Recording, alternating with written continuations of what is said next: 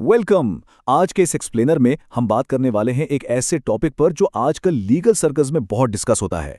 पाकिस्तानी अदालतों में WhatsApp chats को एज एविडेंस यानी बतौर सबूत कैसे पेश किया जाता है। चलिए देखते हैं कि आखिर कचहरी में एक डिजिटल मैसेज काबिल कबूल कब और कैसे बनता है। आगे बढ़ने से पहले एक ज़रूरी बात, ऐसी मज़ीद इन्फॉर्मेटिव वीडियोस बर वक्त हासिल करने के लिए बराए मेहरबानी इस चैनल को अभी सब्सक्राइब कर लें। और हाँ, अगर इस लीगल एनालिसिस में कोई भी एरर या कमी कोताही महसूस हो तो बिला झिझक कमेंट सेक्शन में अपनी राय का इजहार ज़रूर कीजिएगा ताकि इस तज्जिये को मज़ीद बेहतर बनाया जा सके। तो चलिए इस स्ट्रक्चर्ड लीगल डिकोडर का आगाज करते हैं। आज हम व्हाट्सएप एविडेंस के बुनियादी सवाल, फाउंडेशनल स्टैट्यूट्स, रिपोर्टेड जजमेंट्स, कबूलियत के 4 पिलर्स, स्क्रीनशॉट्स के मुकाबले में फोरेंसिक रिकॉर्ड्स और आखिर में एक फाइनल लीगल चेकलिस्ट को कवर करेंगे।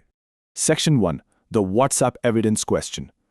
शुरुआत करते हैं उस बुनियादी मसले से जो ढेरों केसेस का रुख तय करता है। अब सबसे बड़ा सवाल जो पूछा जाता है, क्या वाकई व्हाट्सएप चैट अदालत में वैलिड सबूत हैं? इसका जवाब है एब्सोल्युटली यस। लेकिन, और ये एक बहुत बड़ा लेकिन है, सिर्फ एक आम सा स्क्रीनशॉट अदालत में दिखा देना लीगली बिल्कुल भी काफी नहीं होता। पाकिस्तानी कानून की नज़र में डिजिटल कम्युनिकेशंस को सिर्फ सुनी सुनाई बात यानी हेर से कहकर डिस्कार्ड नहीं किया जा सकता, बल्कि इन्हें अब प्राइमरी एविडेंस का दर्जा दिया गया है। शर्त सिर्फ इतनी है कि ये प्रूव हो जाए कि ये किसी perfectly working automated information system से जनरेट हुए हैं। और ये प्राइमरी एविडेंस का दर्जा ऐसे ही नहीं मिल जाता। इस स्टेटस के लिए लाजमी है कि डेटा की अनब्रोकन चेन ऑफ कस्टडी साबित की जाए, डेटा की इंटेग्रिटी की गारंटी हो और भेजने वाले की असली आइडेंटिटी को बगैर किसी शक के वाज़े किया जाए। ये टोटली एक स्ट्रिक्ट लॉजिकल सीक्वेंस है। Section 2, legal foundations and statutes. इस डेटा इंटेग्रिटी को एस्टैब्लिश करने के लिए अब स्टैट्यूटरी बैकबोन की तरफ आते हैं। कानून शहादत ऑर्डर 1984 के आर्टिकल्स 164 और 46A, इसके साथ इलेक्ट्रॉनिक ट्रांजैक्शंस ऑर्डिनेंस 2002 में आर्टिकल 73 की अमेंडमेंट और एंटी टेररिज्म एक्ट 1997, ये मिलकर वो बुनियादी कानूनी ढांचा बनाते हैं जो मॉडर्न डिवाइसेस और उनके डेटा को बतौर सबूत अदालत में लाना पॉसिबल बनाते हैं। Section 3, reported judgments and addresses. आइए देखते हैं कि जब सुपीरियर जुडिशरी इन कवानीन की तशरीह करती है तो ये फ्रेमवर्क कैसे मजबूत होता है। यहाँ एक बहुत ही इंटरेस्टिंग पॉइंट है।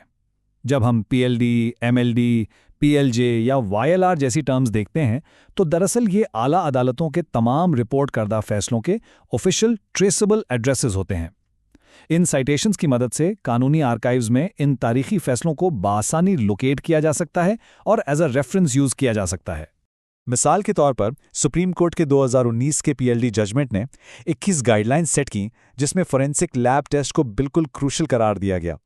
फिर 2021 की MLD रूलिंग ने SMS और टेक्स्ट एडमिसिबिलिटी पर 3 सख्त शराइत लगा दी। ये प्रेसिडेंट्स प्रैक्टिकली लीगल रूल्स को डिफाइन करते हैं। इस एक्सप्लेनर में आगे बढ़ने से पहले एक क्विक रिमाइंडर, ऐसी ही मजीद इंफॉर्मेटिव वीडियोस रिसीव करने के लिए इस चैनल को जरूर सब्सक्राइब कर लें ताकि कोई भी इंपॉर्टेंट लीगल इंसाइट मिस ना हो।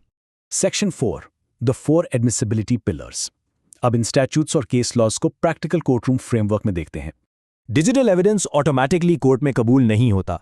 एडमिसिबिलिटी के 4 स्ट्रिक्ट पिलर्स हैं जिनको मीट करना लाजमी होता है और न जज के पास उस व्हाट्सएप एविडेंस को मुकम्मल तौर पर डिस्कार्ड करने का पूरा जवाज होता है।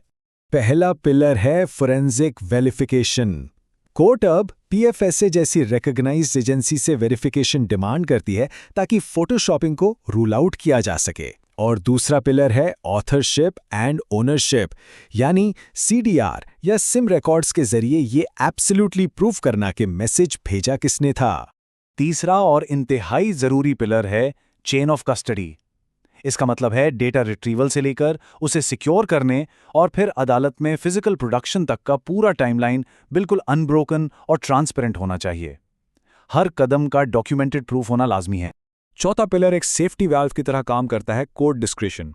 कानून शहादत के आर्टिकल 164 के तहत अल्टीमेटली ये अदालत का मुकम्मल इख्तियार है कि वो केस के यूनिक फैक्ट्स को देखते हुए किसी भी डिजिटल एविडेंस को अलाउ करे या बिल्कुल रिजेक्ट कर दे। Section 5, screenshots versus forensic records. ये डायरेक्टली हमें कोर्टरूम प्रेजेंटेशन के स्ट्रेटेजिक रिस्क्स की तरफ ले जाता है। कोर्ट में सिर्फ एक आम स्क्रीनशॉट पेश करना लिटरली एक बहुत बड़ा रिस्क है। क्यों? क्योंकि अगर ऑपोजिंग काउंसिल उसे डिनाई कर दे तो उसे असली साबित करने का हैवी बर्डन कंप्लीटली उसी शख्स पर आ पड़ता है जिसने वो पेश किया होता है। इसीलिए PFSA backed forensic records vastly superior माने जाते हैं। Section 6 final legal checklist. अब इस पूरे तज्जिए को सम अप करने का वक्त है। व्हाट्सएप से मुताल्लिक हर लीगल स्ट्रेटजी बनाते वक्त इन 4 बॉक्सेस पे चेकमार्क लगाना इंतहाई ज़रूरी है।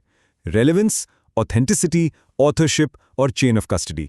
अगर इनमें से एक भी पॉइंट मिस हुआ तो वो डिजिटल रिकॉर्ड कोर्ट में कंप्लीटली फेल हो जाएगा। इस एक्सप्लेनर के एंड पर गौर व फिक्र के लिए एक सवाल। जैसे जैसे AI और डीप फेक्स रैपिड स्पीड से एडवांस हो रहे हैं और डिजिटल फॉर्जरी आसान हो रही है, कोर्ट्स की इंटेग्रिटी बचाने के लिए कानून शहादत ऑर्डर को फ्यूचर में मजीद कितना इवॉल्व होना पड़ेगा, ये वाकई सोचने का मुकाम है। इस डिटेल्ड एक्सप्लेनर का हिस्सा बनने के लिए बहुत शुक्रिया, और आखिर में एक दफ़ा फिर याद रखिएगा, ऐसी ही मजीद इन्फॉर्मेटिव वीडियोज़ रिसीव करने के लिए इस चैनल को ज़रूर सब्सक्राइब करें। अलविदा।